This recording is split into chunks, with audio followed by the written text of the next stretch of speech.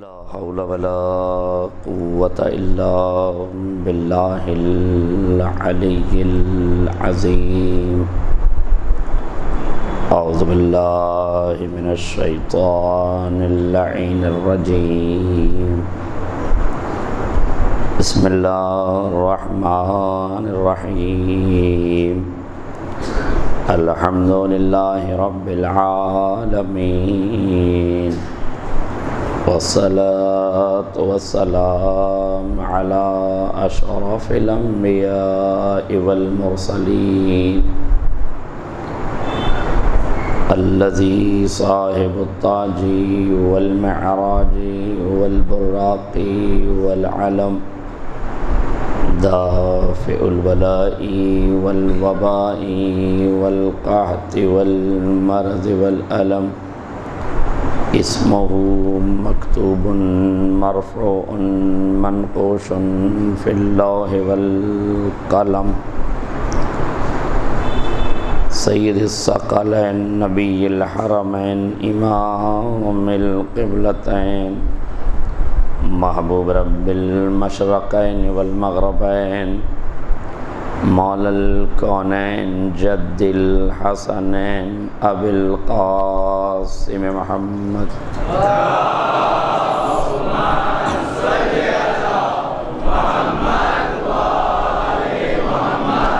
وعلى آل بیتہ الطیبین الطاہرین المعصومین المظلومین، ولعنۃ الدائمۃ الباقیۃ علی اعدائہم اجمعین من الآن الی قیام یوم الدین. اما بعد فقد قال امامنا الحسین علیہ الصلاۃ والسلام: انی لم اخرج اشرا ولا بطرا ولا ظالما ولا مفسدا، بل انما خرجت لطلب الاصلاح فی امت جدی، اريد ان آمر بالمعروف وانہى عن المنکر واسیر بسیرت جدی وابی، فمن قبلنی فقبل الحق ومن رد علی فاصبر. صلوات پڑھتے ہیں محمد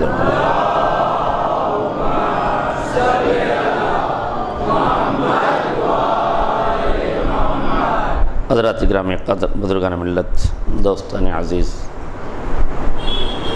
عزاداران مظلوم کربلا، سرکار سید الشہداء کی منصوبہ سازی کے عنوان سے آپ کی خدمت میں معروضات پیش کی جا رہی ہیں. کل میں نے آپ سے ایک سوال کے ذریعے سے بات مکمل کیا تھا، اور یہ سوال کیا تھا کہ 70,000 درہم میں سرکار سید الشہداء نے کربلا کی زمین کیوں خریدی. تھوڑا سا اور ادھر آگے آ جائیں، تھوڑا سا اور ابھی آگے بڑھ جائیں آپ، تاکہ آنے والوں کے لیے زحمت میں.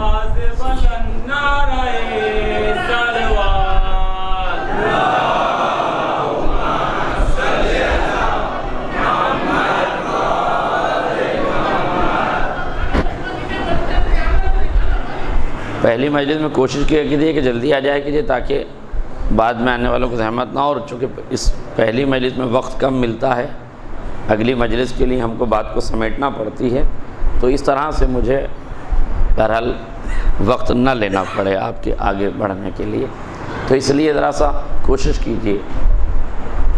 بہت سادی باتیں آج آپ کے سامنے کرنی ہیں، اور واٹس ایپ یونیورسٹی کے دھرندروں کے لیے اور ان کو جوابات دینے کے لیے یہ جوابات آپ کی پیش خدمت ہیں. 70,000 درہم میں سرکار سید الشہداء نے زمین کیوں خریدی، اس کے پس منظر میں آپ کو پرانی تاریخ کے اوراق نہیں بلکہ حکومت کے تلوے چاٹنے والوں کے والے جو نئی تاریخ رقم کرنا چاہ رہے ہیں ان کی قلعی کھول دی جائے، تاکہ تاریخ کی حقیقتوں میں اس بات کا اندازہ لگایا جائے کہ سرکار سید الشہداء کی نگاہ بصیرت کس قدر عمیق تھی، کتنا امام کا نظریہ پختہ تھا کہ آپ نے اس وقت کے اعتراض نہیں بلکہ قیامت تک آنے والے اعتراضات کے جوابات بھی دے دیے۔ دیکھیے ابھی میں تھوڑا سا تمہیدی منزلوں سے گزرنا چاہتا ہوں۔ ابھی چند مہینوں پہلے کی بات ہے، دلی ہائی کورٹ میں ایک رٹ دائر کی گئی جس میں قرآن مجید کے خلاف ایک مقدمہ دائر کیا گیا کہ قرآن مجید کی 26 آیتیں آتنکواد کو بڑھاوا دے رہی ہیں اور دنیا میں جتنے بھی بنام اسلام دہشت گرد ہیں وہ قرآن سے استفادہ کر رہے ہیں اور اس قرآن پر عمل کرنے کے نتیجے میں وہ دہشت گرد ہو رہے ہیں۔ اچھا بڑے اچھے ہیں عمل کرنے والے، 6666 آیتوں میں ساری چھوڑ کے صرف 26 پہ عمل کر رہے ہیں، ہے نا؟ سب چھوڑ دی انہوں نے، نماز روزے کی ادھر ادھر کی جتنی آیتیں ہیں سب چھوڑ دی، بس 26 آیتوں پہ انہوں نے عمل کیا ہے۔ مقدمہ خارج ہو گیا، 50,000 روپے جرمانہ ہوا۔ مصیبت یہ ہے کہ لوگوں نے یہ کہا کہ صاحب وہ رضوی صاحب تھے، وہ آپ کے تھے، آپ کے زمان میں باپو تھے۔ دیکھیے مخالف قرآن جو ہے وہ مخالف قرآن ہوتا ہے، اس کی کسی سے رشتہ داری نہیں ہوتی۔ آج میرا جملہ واضح ہو جائے، مخالف قرآن ہوتا ہے، اس کی کسی سے رشتہ داری نہیں ہوتی، وہ کسی فرقے سے تعلق نہیں رکھتا ہے۔ اب آئیے دونوں مل کے یہ طے کر لیں کہ نہ سلمان رشدی سنی تھا، نہ فلاں رضوی شیعہ ہے، نہ وہ سنی ہے نہ یہ شیعہ ہے۔ حق یہ ہے کہ یہ دونوں مخالف قرآن ہیں، جو مخالف قرآن ہو نہ وہ شیعی ہوتا ہے نہ وہ سنی ہوتا ہے، بلکہ وہ فتنہ گر ہوتا ہے، اس کا اسلام سے کوئی تعلق نہیں ہوتا۔ اچھا ایک بات اور سمجھ لیجئے، آپ پوری کربلا مجھ سے سنیں گے، کہیں بھی آپ مجھ سے شمر کے سلسلے میں باتیں نہیں سنیں گے، عمر سعد کے سلسلے میں باتیں نہیں سنیں گے۔ ہم جو بات کریں گے وہ یزید کے بارے میں کریں گے۔ کیوں؟ اس لیے کہ ہم اصل قاتل کی بات کرتے ہیں، کرائے کے ٹٹوؤں کی بات نہیں کرتے۔ ہم کرائے کے ٹٹوؤں کی بات نہیں کرتے، ہم اصل قاتل کی طرف جاتے ہیں۔ پہلی ہی مجلس میں نے آپ سے یہ کہا تھا کہ ہماری نظر میں خالی وہی قاتل نہیں ہے جس کے ہاتھ میں خنجر ہو، بلکہ اصل قاتل وہ ہے جس نے خنجر دے کے بھیجا ہو۔ بات سمجھ رہے ہیں؟ لہذا اصل کو ہمیں پرکھنا ہے اور اس تک ہم کو جانا ہے۔ دیکھیے بہت سے جوابات لوگوں نے دیے ہیں، مگر لفظیات کی حد تک جواب دیے ہیں، جیسے ایک میں نے بھی دیا رشدی اور رضوی کا، ایسے ہی کسی نے کہا قابل لعنت ہے، کسی نے کہا۔ دیکھیے شخص سے مجھے بحث نہیں ہے، اس کی بھی کچھ مجبوری رہی ہوگی، اس لیے کہ قرآن کے خلاف بولنے کے لیے جس شے کی ضرورت ہے وہ آپ سمجھ سکتے ہیں کہ کتنی مجبوری کسی آدمی کی رہی ہوگی، تب اس نے قرآن کے خلاف زبان کھولی ہے۔ بات سمجھ رہے ہیں میری؟ نہیں سمجھ رہے؟ پتہ نہیں میں کیا آپ کو سمجھا پا رہا ہوں یا نہیں سمجھا پا رہا ہوں، لیکن بات کو اتنا سمجھنے کی کوشش کیجیے کہ مجھے شخص سے کوئی بحث نہیں کرنی، مجھے تو ان آقاؤں تک پیغام پہنچانا ہے جنہوں نے کرائے کے ٹٹوؤں کو ہمارے سامنے کھڑا کر دیا۔ ہمیں تو ان تک زیادہ اور پیغام پہنچانا ہے، اور یہ پیغام پہنچانا بہت ضروری ہے، اس لیے کہ آج اسلام کو بدنام کیا جا رہا ہے کہ اسلام قتل و غارت گری کا مذہب ہے، اسلام ظلم و ستم کا مذہب ہے، اسلام دہشت گردی کا مذہب ہے، اسلام بے وفائی کا مذہب ہے۔ میرے عزیزو یاد رکھیے گا، کبھی بھی مسلمان کے عمل سے اسلام کی تلنا نہ کیجیے گا، اس لیے کہ مسلمان کے اعمال کچھ اور ہیں، اسلام کے اقدار کچھ اور ہیں۔ آج میرا جملہ واضح ہو جائے، اسلام کے اقدار کچھ اور ہیں، لہذا بات کیجئے تو اسلامی اقدار کی بات کیجئے۔ کیا کہا گیا؟ بہت جلدی یہ موقع 26 آیتوں کے جواب کا نہیں ہے، موقع تو ہے کربلا پڑھنے کا، اور وعدہ بھی ہے میرا کربلا پڑھنے کا، لیکن چونکہ سر دست یہ باتیں آ رہی ہیں سامنے، اس لیے ہمارے نوجوانوں کو آمادہ رہنا چاہیے اور جواب کے لیے آمادہ رہنا چاہیے۔ مجھے نہیں معلوم کہ گجرات میں کسی نے اس چیز کا جواب دیا یا نہیں دیا، یقیناً دیا ہوگا علماء اعلام نے، میں اپنے زاویہ نظر سے بات کرتا ہوں۔ سوال یہ ہے کہ وہ 26 آیتیں ہیں کون سی؟ ہے نا، میڈیا کے سامنے تو ایک ہی پڑھی گئی، وَاقْتُلُوهُمْ حَيْثُ ثَقِفْتُمُوهُمْ، ان کافروں کو جہاں پاؤ قتل کر دو۔ یہ ہے زہر افشانی۔ کیا ہے یہ؟ زہر افشانی، یعنی زہر چھڑکنا، لوگوں تک زہر پہنچانا۔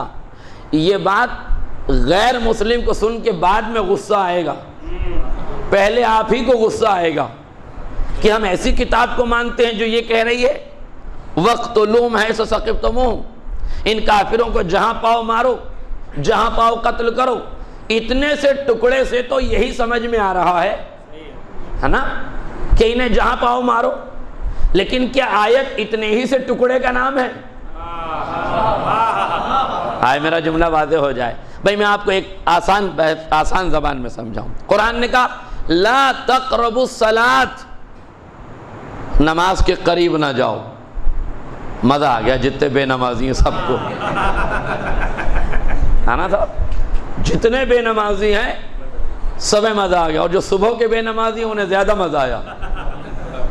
جتنے بے نمازی ہیں سب کو مزہ آ گیا۔ لا تقربوا الصلاۃ، قرآن کہہ رہا ہے نماز کے قریب نہ جاؤ۔ جملہ سنیے، قرآن کہہ رہا ہے نماز کے قریب نہ جاؤ۔ بھیا پوری آیت پڑھیے، لا تقربوا الصلاۃ وانتم سکارا، خبردار جب تم نشے کی حالت میں ہو تب نماز میں نہ جاؤ۔ جب تم نشے کی حالت میں ہو، کتنی دیر ہوتی ہے نماز؟ بھائی کتنی دیر پڑھتے ہیں آپ؟ 4 رکعت میں 4 منٹ، 2 رکعت میں 2 منٹ، 3 رکعت میں 3 منٹ۔ قرآن کیا کہہ رہا ہے؟ 4 رکعت نماز پڑھنے کے لیے جاؤ تو نشے سے خالی۔ کیا سن رہے ہیں آپ؟ حالت نشے میں نہ جانا۔ تعجب نہیں ہوتا اگر کوئی چرسی، کوئی افیمچی، کوئی شرابی یہ کہے کہ میں علی کا چاہنے والا ہوں۔ بے وقوف، جب 4 رکعت کی نماز کے لیے عقل شرط ہے تو مودت آل محمد چرسیوں پہ کہاں گئی؟ یہ افیمچی کب سے کہنے لگے کہ ہم علی والے ہیں؟ دم دم مست قلندر۔ چرسیوں کا امام علی نہیں ہے، افیمچیوں کا امام علی نہیں ہے، نشے میں دھت رہنے والوں کا امام علی نہیں ہے، امام متقین کا امام ہے، امام اہل ایمان کا امام ہے۔ علی با کردار لوگوں کا ایمان ہے۔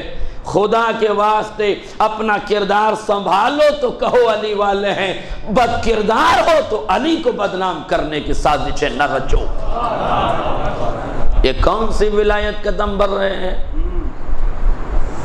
دیار غیر میں ایک واقعہ پیش آیا، ایک مؤذن نے خبر مل گئی کہ اشہد ان علی ولی اللہ نہیں پڑھا، اور یہ جتنے شہادت ثالثہ کا کلمہ بلند کرنے والے ہیں نا، وہ شاید نماز بھی نہیں پڑھتے، جو کہتے ہیں کہ شہادت ثالثہ تشہد میں جاری ہونا چاہیے۔ ان کی اکثریت ایسی ہے جنہیں نماز سے بھی کوئی مطلب نہیں، مگر صرف اور صرف دعویٰ ہے۔ مجھے اس سے بحث ہی نہیں ہے کہ انہیں پڑھنا چاہیے نہیں پڑھنا چاہیے، میں تو ایک واقعہ سنا رہا ہوں، دیار غیر کا واقعہ ہے۔ رات بھر وہ لوگ، انہیں خبر مل گئی کہ مؤذن نماز میں علی ولی اللہ نہیں کہتا، ٹھیک ہے؟ اب رات بھر ڈنڈے لے کے لاٹھیاں لے کے کھڑے رہے، صبح ہونے دو، رات بھر بیدار رہے۔ جیسے نماز صبح کا وقت آیا، مؤذن گلدستہ اذان پر گیا، اس نے اشہد ان لا الہ الا اللہ کے بعد اشہد ان محمد رسول اللہ کہا، اور اس کے بعد اس نے اشہد ان علی ولی اللہ کہا۔ انہوں نے اپنی پوری ٹیم کو سمیٹا اور سمیٹ کے کہا چلو رے چلو۔ انہوں نے تو رات خالی کر دی، بیچارہ کہہ تو رہا ہے اشہد ان علی ولی اللہ، چلو چل کے سوتے ہیں۔ یہ ولایت بچانے آئے تھے یا ولایت برباد کرنے آئے تھے؟ اگر واقعاً مولائی ہوتے تو رات بھر جاگے تھے جس ولایت کو بچانے کے لیے، اس اعلان ولایت پہ 2 سجدے بھی کر لیتے۔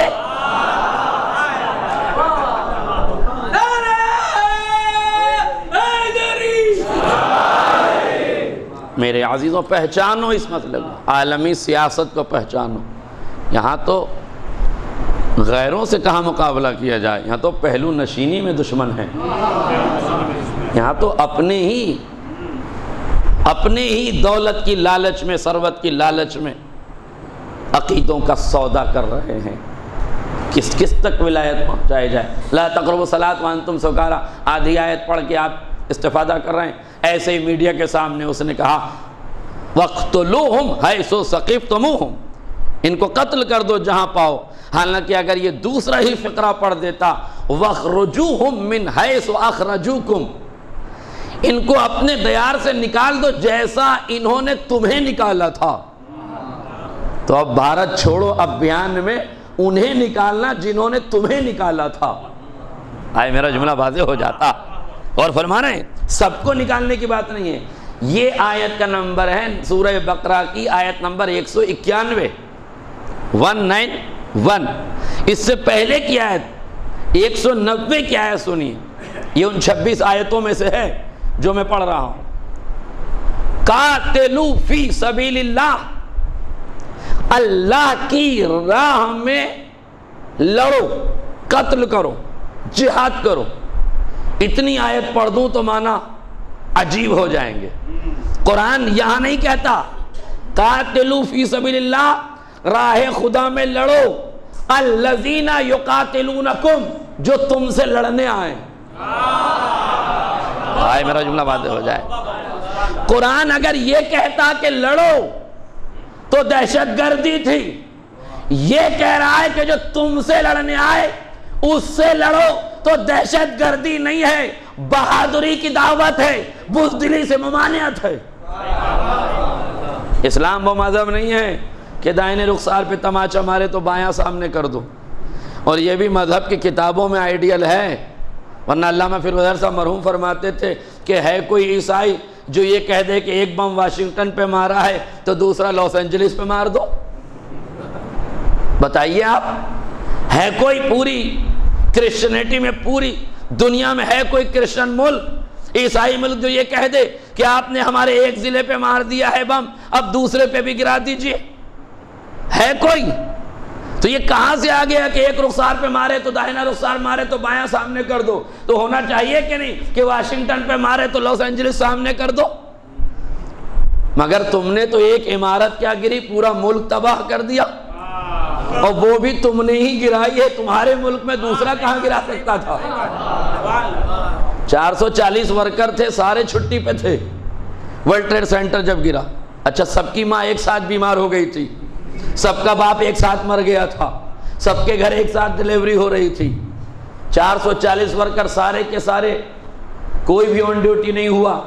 عجیب اتفاق ہے، حادثے کے وقت غریب ہی پھنسے ہیں، دوسرے مذہب کے لوگ ہی پھنسے ہیں، بڑے بڑے لوگ نہیں پھنسے۔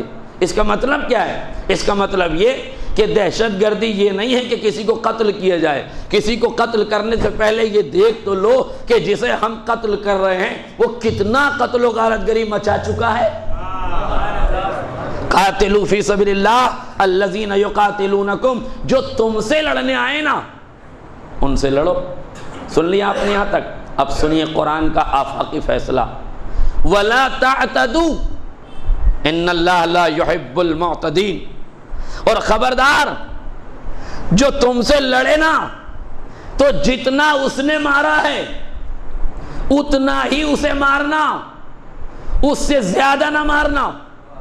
مطلب کہ اگر آنے والے نے ایک تلوار کا ضرب لگایا ہے تو تمہیں بھی تلوار کا ایک ہی ضرب لگانا ہے. کیا سن رہے ہیں آپ؟ وَلَا تَعْتَدُوا، تمہیں اعتداء کرنے کی، زیادتی کرنے کی اجازت نہیں ہے. بھئی دیکھیں، میں جس سماج میں رہتا ہوں وہاں ایک گالی کے بدلے 10 گالی ہے نا. کوئی ایک آدمی مارنے کے لیے آئے تو اسے 10 آدمی مارنے جاتے ہیں. ہوتا ہے کہ نہیں؟ کوئی 10 آدمی مارنے کے لیے جائیں تو انہیں 20 آدمی لڑنے کے لیے جاتا ہے. ہمارے سماج میں تو یہی ہوتا ہے کہ کسی نے ایک تھپڑ مارا ہے تو جم کے اسے ٹھوک دو، اتنا پیٹو کہ پھر وہ ایک تھپڑ ہی نہ مارے. مگر یہ ہمارا سماج ہے، اسلامی سماج تھوڑی ہے. آئے میرا جملہ واضح ہو. اسلامی سماج تھوڑی ہے. اسلامی سماج کہتا ہے جس نے تمہیں جتنا مارا ہے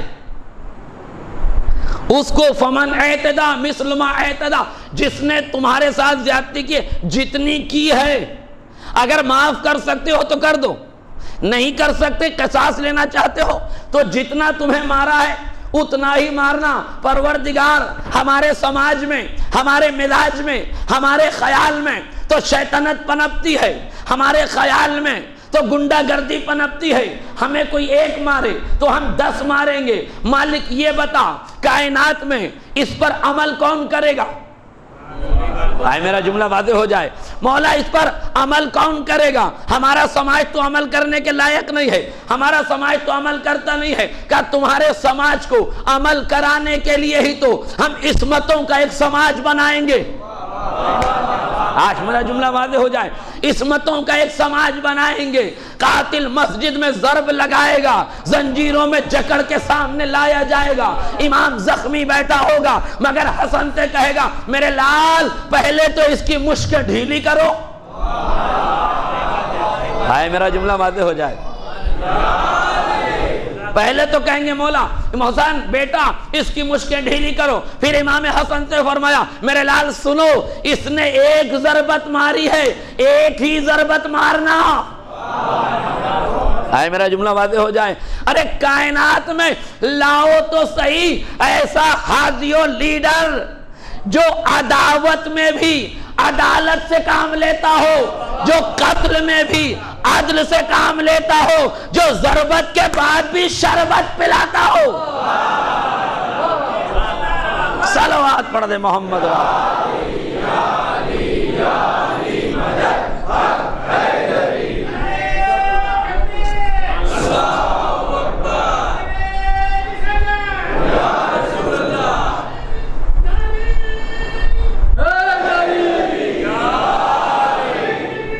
یہ ہے قاتلو فی سبیل اللہ.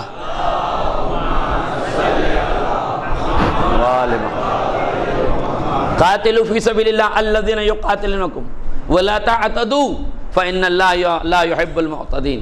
اس آیت کے بعد ہے وَاقْتُلُوهُمْ حَيْثُ ثَقِفْتُمُوهُ، جو تمہیں قتل کرنے آئے انہیں قتل کرنا، اس لیے کہ ہم نے تمہارے رگوں میں لہو دیا ہے، لہو میں گرمی دی ہے. پٹ کے بیٹھ گئے تو روزانہ مارے جاؤ گے.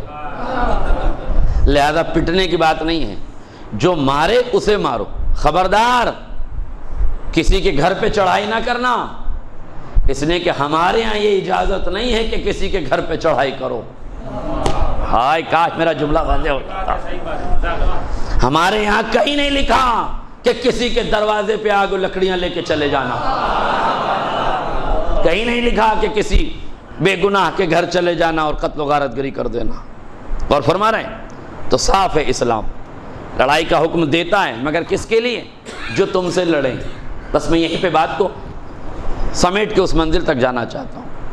ان 26 آیتوں میں بہت غور سے سن لیجئے گا بغیر نعرے کے، اسے یاد کیجئے گا، ہو سکے تو ریکارڈ کیجئے گا، محفوظ کیجئے گا. لائیو چل رہا ہے، جا کے اس پر سنیے گا، غور کیجئے گا، لوگوں کو بتائیے گا.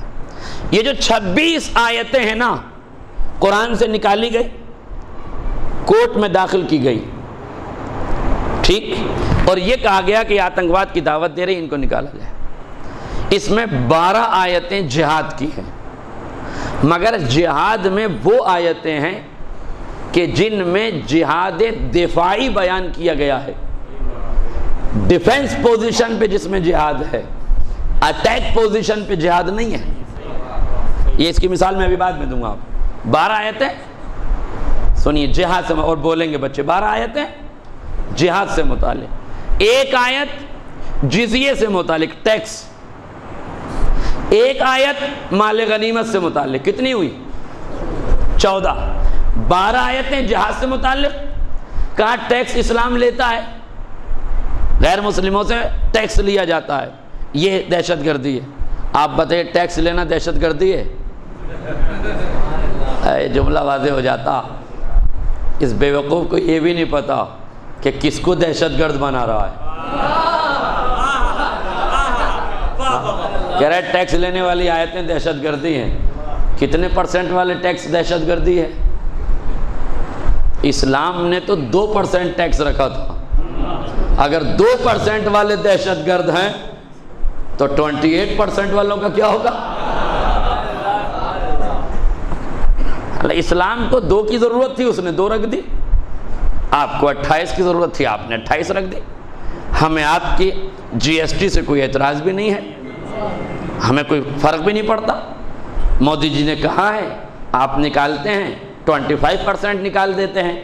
بس مجھے گلہ یہ ہے کہ مودی جی کی مان کے 28% نکالتے ہیں، مولا کے کہنے سے 20% نہیں نکالتے.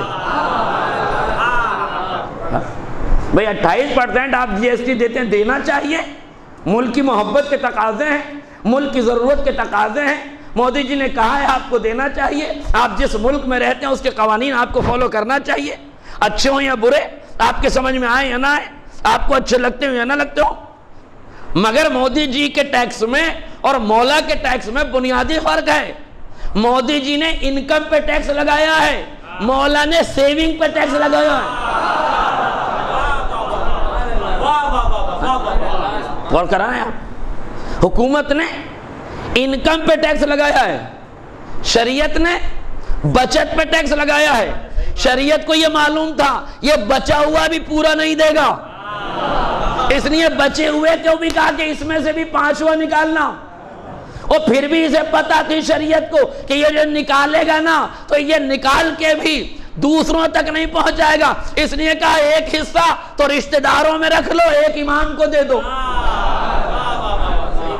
ایک امام کو دے دو تو جو رشتہ داری سے خارج ہو جائے وہ امام کی بارگاہ میں چلا جائے. آج میرا جملہ واضح ہو جاتا. اب اس سے کھل کے تو نہیں پڑھ سکتا نا میں سارے مسائل، اور میرے پاس وقت بھی نہیں، جلدی جلدی مجھے باتیں کرنی ہے. اس لیے ٹیکس، حالانکہ میں نے ٹیکس کی ابھی وہ آیت پڑھی نہیں، اور 12 آیتوں کے بعد ایک آیت ٹیکس کی. اصلاح میڈیا ایک چینل ہے، اصلاح میڈیا، اس پہ ماہ رمضان میں ہم نے 10 منٹ کے 10 درس دیے، 10 منٹ کے 10 درس دیے. اس میں تفصیل سے ان 26 آیتوں کا مکمل جواب بغیر کسی آدمی کا نام لیے ہوئے دیے ہیں، تاکہ ایک علمی پیمانہ سامنے رہے اور کرائے کے ٹٹوؤں کو نہ چھیڑا جائے، آقاؤں کا گریبان پکڑا جائے، ہے نا، معیار علم کو رکھا جائے. لہٰذا 12 آیتیں جہاد سے متعلق. ایک آیت بھولیے گا نہیں، چونکہ میں بھولتا نہیں ہوں کہ مجھے کہاں سے بات شروع کی تھی، مجھے کہاں جانا ہے. کربلا کی زمین 70,000 دینار میں خریدی گئی تھی، مجھے معلوم ہے.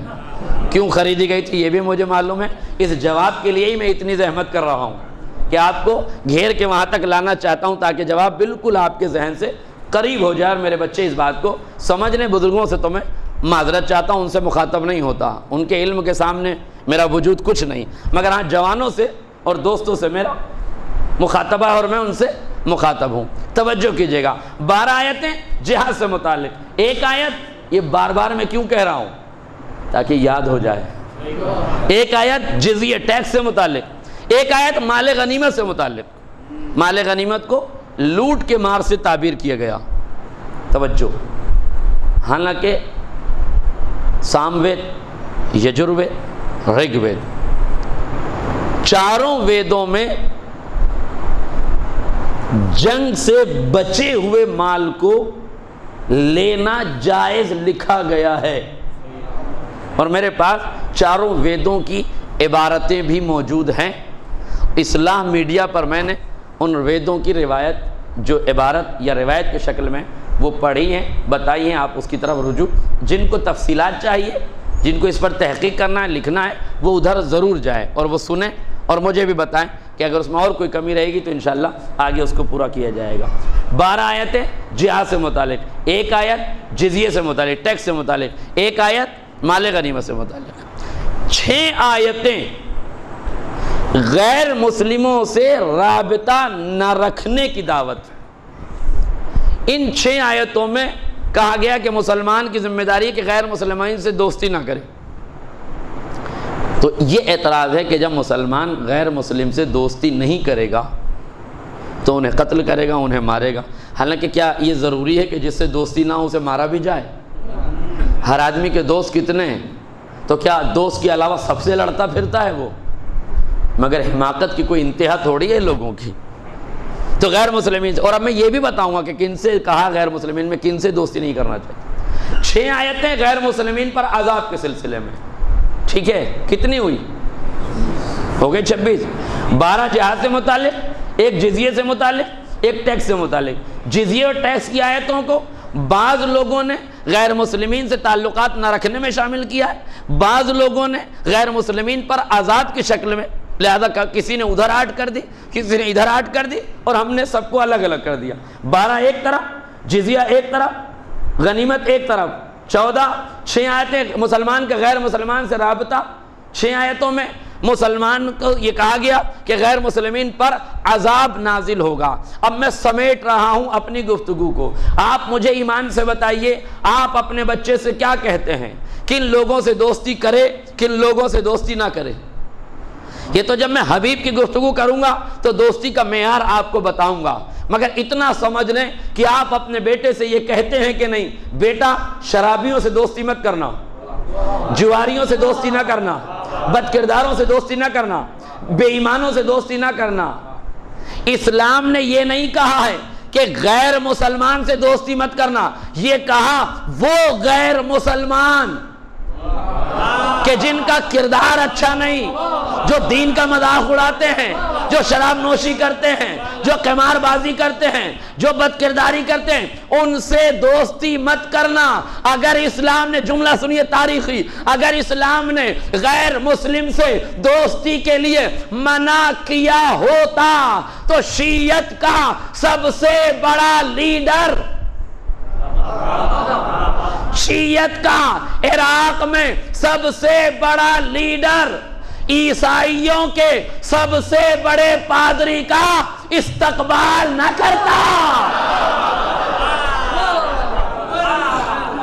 اگر قرآن نے منع کیا ہوتا تو مرجع وقت تو کم سے کم قرآن پہ عمل کرتا، استقبال نہ کرتا۔ استقبال کیا، اور استقبال جس کا کیا اس نے بھی بیان دیا کہ میں جس چہرے کو دیکھ رہا تھا اس چہرے سے نور ساطع ہو رہا تھا۔ آئے میرا جملہ واضح ہو جائے۔ اب لوگ یہ کہتے ہیں، اس جگہ ہاتھ ایک سوال کا جواب لیتے چلیے، ایک اعتراض کا جواب دیتے چلیے۔ لوگ یہ کہتے ہیں جب تمہارا امام جب تمہارا امام غیبت سے ظہور کرے گا تو چرخ چہارم سے جناب عیسیٰ آئیں گے، تم کہتے ہو کہ عیسیٰ نماز پڑھیں گے، امام نماز پڑھائیں گے، تمہارا امام آگے ہوگا، عیسیٰ پیچھے ہوں گے، یہ کیسے ہو سکتا ہے؟ میں نے کہا آج ہی دیکھ لو، فاطمہ کا بیٹا آگے ہے، مریم کا بیٹا پیچھے ہے۔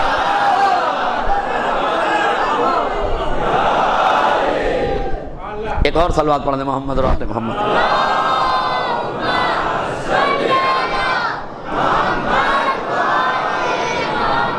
تو اگر غیر مسلم سے دوستی جائز نہ ہے، نہیں ہے، تو پھر مرجع وقت نے استقبال کیوں کیا؟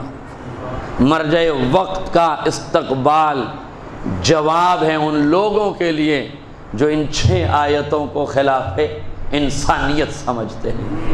اور اب دوسری جواب مجھے دے دو، 6 آیتیں عذاب کے سلسلے میں۔ عذاب کس پر ہوگا؟ شریف آدمی پر، نیک آدمی پر، اچھے آدمی پر، یا برے آدمی پر؟ برے آدمی پر ہوگا نا۔ تو اگر مجرم پر عذاب نازل کرنا دہشت گردی ہے تو پھر ہر ملک میں जेल का होना भी दहशतगर्दी, अदालत का होना भी दहशतगर्दी। अदालतें क्यों? मुजरिम को सजा। जेल क्यों? मुजरिम को सजा दी जाए। इसका मतलब ये कि अदालतों का वजूद बता रहा है कि हुकूमत चाहती है कि मुजरिम को खुला ना छोड़ा जाए। अल्लाह अकबर, तुम बंदे के खालिक नहीं, वोटों के सदके से हाकिम बने तो तुम में इतनी सलाहियत है कि तुम किसी को सजा दे सकते हो। जब तुम सजा दे सकते हो तो क्या मालिक सजा नहीं दे सकता? नहीं, और क्या मेरे अजीजों, और समेट दी गुफ्तगू। अब ये बताओ, 12 आयतें जिहाद से मुतालिक, क्या कह रहे हो? क्या आयतें जिहाद की तरफ दावत दे रही हैं? ये आतंकवाद है। ये आयतें दहशतगर्दी की तरफ दावत दे रही हैं, टेररिज्म की तरफ दावत दे रही हैं। तो अब मुझे बताओ, ये आयतें तो दिफा की बात कर रही हैं। काय की बात कर रही हैं? दिफा की, अटैक की नहीं, डिफेंस पोजीशन की। अगर इस्लाम का कुरान में 12 आयतों में दिफाई निजाम को बयान करना दहशतगर्दी है, तो फिर हर वो मुल्क दहशतगर्द है जिसके कवानीन में डिफेंस मिनिस्ट्री का शोबा कायम है। और 26 आयतों पे रिट दायर करने वाले ने किसी और को दहशतगर्द कहा या नहीं कहा? मुल्क अजीज के इज्जतदार रक्षा मंत्री ही को दहशतगर्द कह गया। आज मेरा जुमला वाज़ेह हो जाता। लोग सोच रहे थे कि किसी और का घर जला रहे हैं। जिनके घर, जुमला सुन लीजिए, जो समझ जाए नौजवान उन्हें मेरी तरफ से सुभान अल्लाह। जिनके घर, अपने घर जिनके शीशे के होते हैं, वो दूसरों के घरों पे पत्थर नहीं उछाला करते।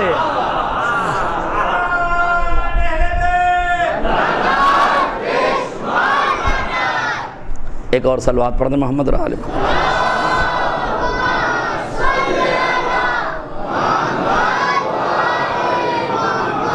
और कर लीजिए, बस मैंने ख़त्म कर दी दुआ। 12 आयतें जिहाद से मुतालिक। जिहाद में क्या है?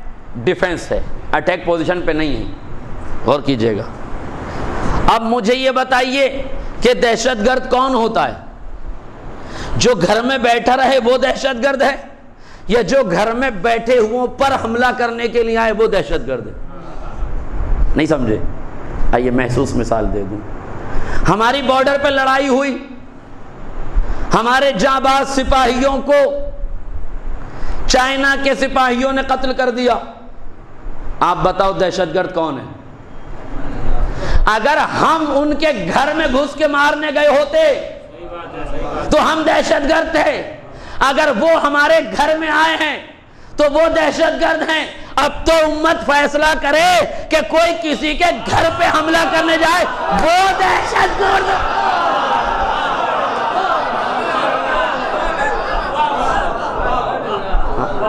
कौन दहशतगर्द? अब बताओ, नबी ने कौन सी जंग की अटैक पोजीशन पे? 83 जंगे 83 वॉर पैगंबर ने लड़ी, जिसमें गज़वात और सुरैयात की एक तकसीम है। इन तमाम जंगों में कोई एक जंग आप बताएं कि जिसमें पैगंबर लड़ने गए हों।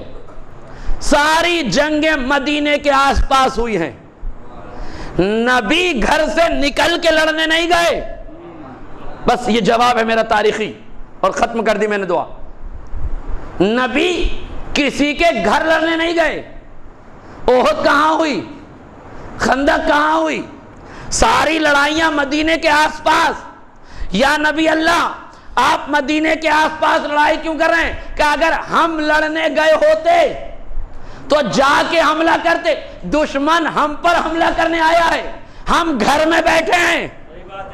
भाई हो गया जवाब। हम घर में बैठे हैं, दुश्मन हम पर हमला कर रहा है। जो घर में बैठा हो वो हमला नहीं करता, दिफा करता है। जो हमला करता है वो दहशतगर्द होता है, जो दिफा करता है वो मजलूम होता है। खुदा आपको सलामत रखे। आप नतीजे तक पहुंच गए। नबी घर में बैठे हैं, दुश्मन आके हमला कर रहा है। हुसैन घर से निकल के करबला गए।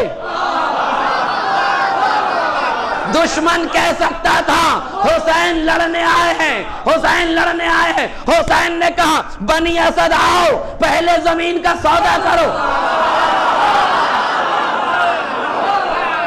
ہم زمین پر خیمے لگا دیں، ہم زمین پر اپنا گھر بنا لیں، ہم زمین پر خیمے لگا دیں، زمین ہماری ہو جائے، خیمے ہمارے لگ جائیں، گھر ہمارا ہو جائے۔ اب دیکھو تاریخ میں پہلا حملہ کدھر سے ہوا؟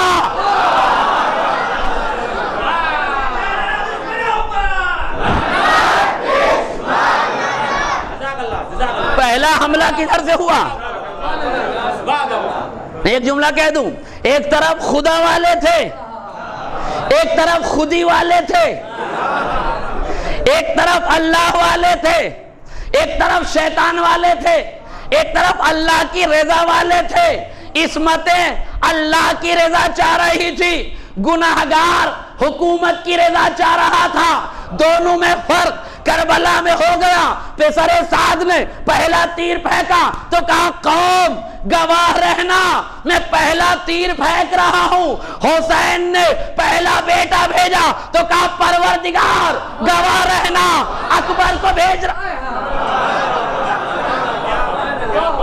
پسر سعد قوم کو گواہ بنا رہا ہے، حسین ابن علی خدا کو گواہ بنا رہے ہیں۔ یہ کیا ہو رہا ہے کربلا میں؟ کہا خودی والے خود کو گواہ بنا رہے ہیں، خدا والا خدا۔ ایک صلوات پڑھ دے محمد اور عالم۔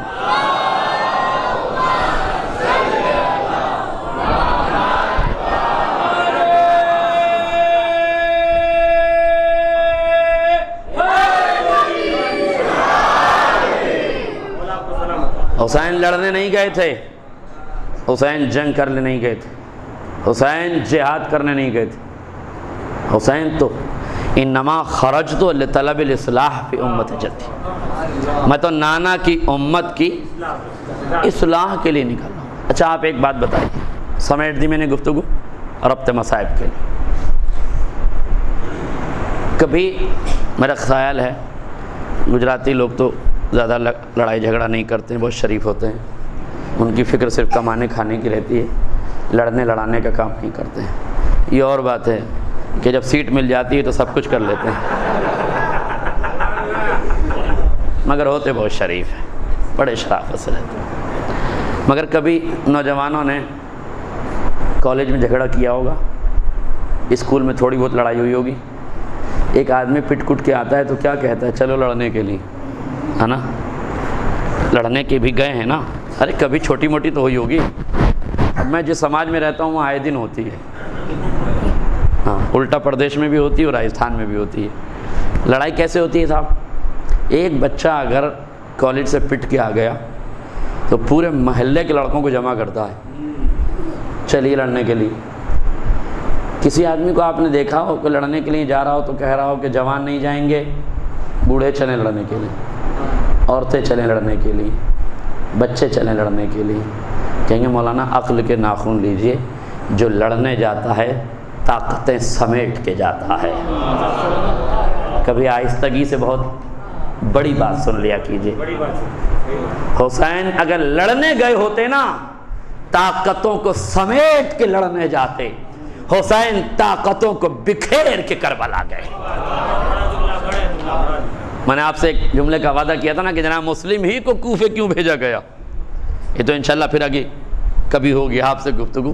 ایک جواب میں نے آپ کو دے دیا تھا، ایک جواب یہ بھی ہے کہ حسین طاقت کو تقسیم کرنا چاہتے تھے، اس لیے عبداللہ ابن جعفر طیار جیسا جیالہ مدینے میں روکا، محمد حنفیہ جیسا شجاع اور بہادر انسان مدینے میں رکھا، مسلم بن عقیل جیسا بہادر، ایسا بہادر کہ جس کی بہادری ہم نہیں کہہ رہے ہیں۔ قیس بن اشعث کہتا تھا کہ 500 کا لشکر اور بھیج، 500 کا لشکر اور بھیج، اور جھنجھلا کے ابن زیاد نے کہا تیرا دماغ خراب ہے، 500 کا لشکر 5 بار بھیج چکا ہوں، ایک آدمی تو اس سے قابو میں نہیں آ رہا ہے۔ تو کیا کہا تو نے کوفے کا بنیاؤ بقال سمجھا ہے؟ ارے آل محمد کا شیر ہے، یہ آل محمد کا شیر کہاں بھیجا حسین نے؟ کربلا لانا چاہیے تھا نا۔ اگر حسین لڑنا چاہتے تو پہلے تو حسین کی تلوار کافی تھی، مگر طاقتوں کو تقسیم کیا جاتا ہے، آپ شاید متوجہ نہیں ہوئے۔ ارے اپنے آپ کو سپر پاور کہنے والا، نہیں سمجھے، اپنے آپ کو سپر پاور کہنے والا بھی جب لبنان سے لڑنے کے لیے گیا، 33 دن جنگ کی، تو پورے یورپ کو اکٹھا کر کے لڑنے گیا تھا، اکیلا نہیں گیا تھا، پوری طاقتوں کو سمیٹ کے لڑنے گیا تھا۔ جو لڑنے جاتا ہے طاقتیں سمیٹتا ہے۔ حسین اگر لڑنے گئے ہوتے تو طاقتیں سمیٹ کے جاتے، طاقتیں بکھیر کے نہ جاتے۔ حسین نے طاقتوں کو بکھیر دیا ہے۔ مسلم کوفے چلے جاؤ، اور خالی کوفے نہ جاؤ، طاقتوں کو بکھیر دیا۔ عباس تلوار توڑ دی ہے جس پر مولا سیکل کر رہے تھے۔ میرے شیر، کل تلوار کی جنگ نہیں ہے، کل نفس کی جنگ ہے، کل کردار کی جنگ ہے، کل صبر کی جنگ ہے۔ مسلم، آج 3 محرم ہے۔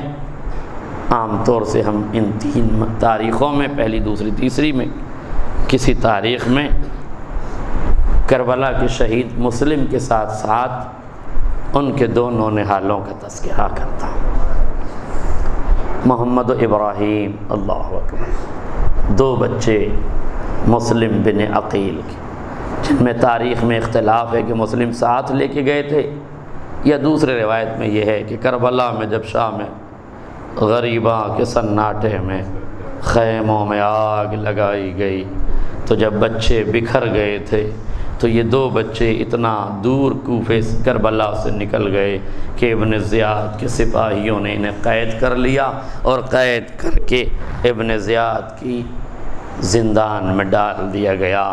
چھوٹے چھوٹے بچے ہیں۔ عزدر روایت کہتی ہے، دوسری روایت میں یہ ہے کہ قاضی شرح کے پاس چھوڑا گیا تھا۔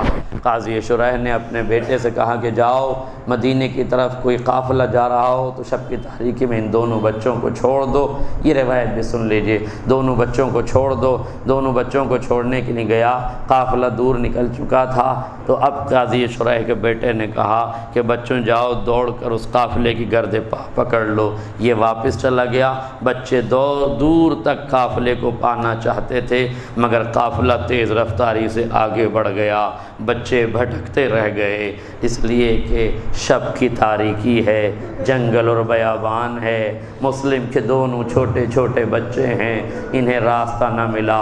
ابن زیاد کے سپاہیوں نے پکڑ لیا، قید خانے میں ڈال دیا۔ 1 سال تک بچے قید میں رہے۔ کربلا ہو گئی، مسلم کا سر دارالامارہ پہ لٹکا دیا گیا۔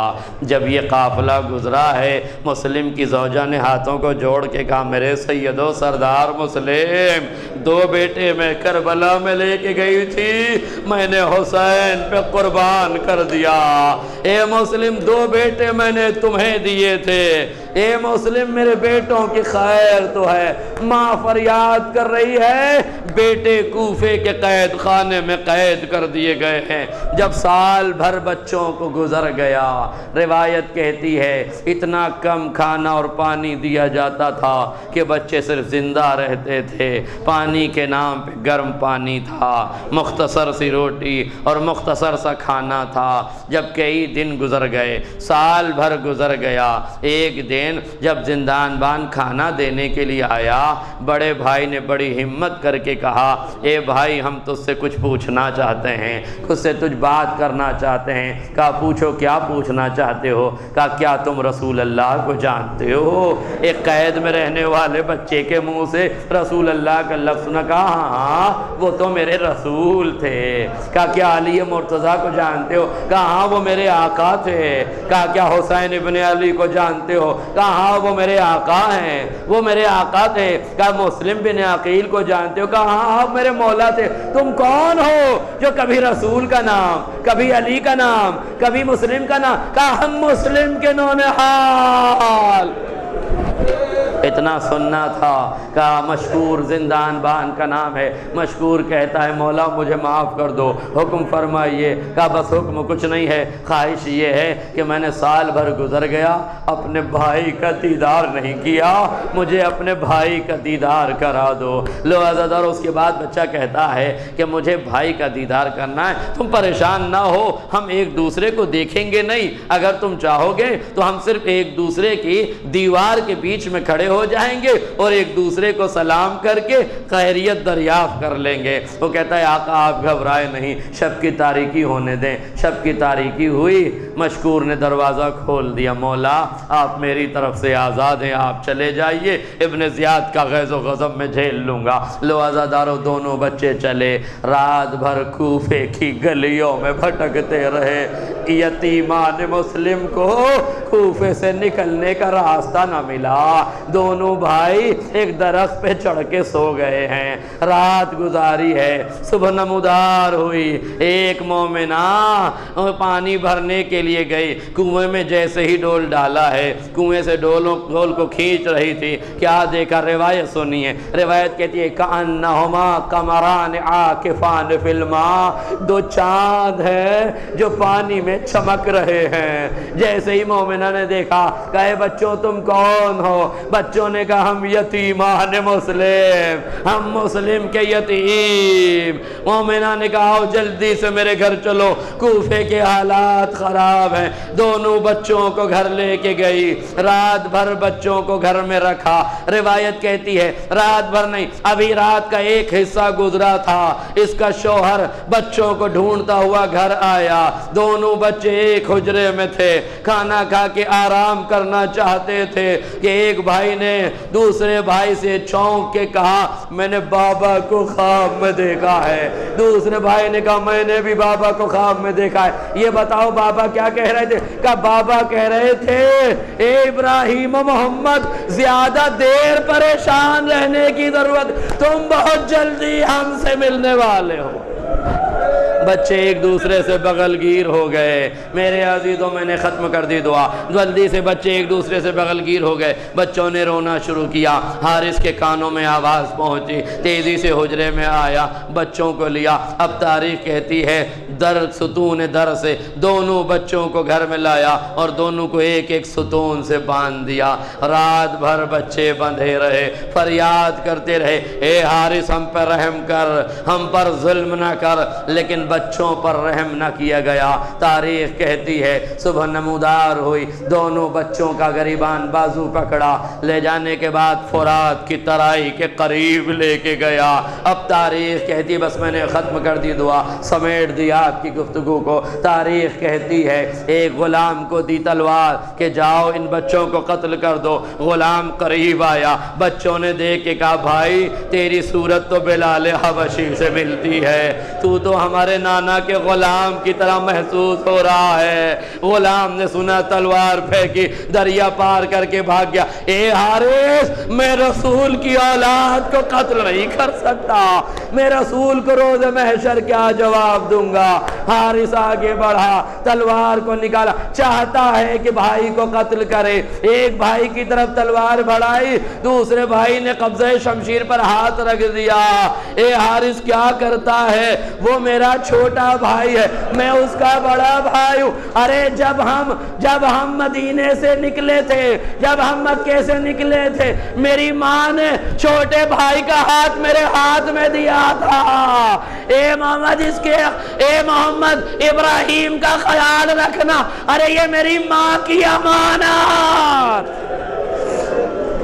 محمد کہتے ہیں یہ میری ماں کی امانت ہے، اسے قتل نہ کر، پہلے مجھے قتل کر۔ جیسے ہی حارث نے محمد کی طرف تلوار بڑھائی ہے، ابراہیم نے ہاتھ رکھ دیا۔ اے حارث کیا کرتا ہے تجھے معلوم نہیں؟ بڑا بھائی باپ کی طرح ہوتا ہے۔ ارے یہ میرے بابا کی شہادت کے بعد میرے بابا کا قائم مقام، میرے باپ کی نشانی، اسے پہلے نہ واضح بھاگا۔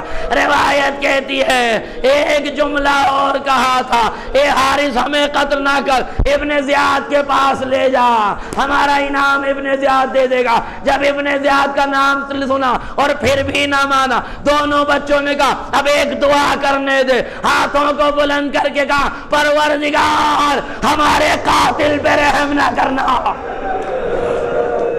پروردگار ہمارے قاتل پر رحم نہ کرنا، اے احکم الحاکمین ہمارے ساتھ انصاف کرنا۔ تاریخ کہتی ہے حارث کی تلوار چلی، ایک بھائی کو قتل کیا، لاشے کو فرات میں ڈالا، مگر محبت کا یہ عالم ہے، لاشا سیراب نہ ہوا جب تک دوسرے بھائی کا لاشا نہ آیا، دوسرے بھائی کا سر کاٹا، دوسرے بھائی کا لاشا فرات میں ڈالا، دونوں بھائیوں کی لاش بغل گیر ہو کے سیراب ہو گئی۔ حارث نے دونوں بچوں کے سروں کو لیا، سروں سے خون ٹپک رہا ہے، چہرے پہ خاک ملی ہوئی ہے، دربار میں پہنچا، منظر اتنا دردناک تھا، پورا دربار رونے لگا۔ ابن زیاد منہ پھیر کے بیٹھ گیا، اے حارث ارے تو نے بچوں کو ذبح کر دیا، ارے تجھے رحم نہ آیا، تجھے حیا نہ آئی۔ ابن زیاد کہتا ہے اسے قتل کر دو، حارث کہتا ہے اے بچوں تمہاری دعا قبول ہو گئی۔ انا للہ و انا الیہ رضا بقضائہ و تسلیما له وسيعلم الذين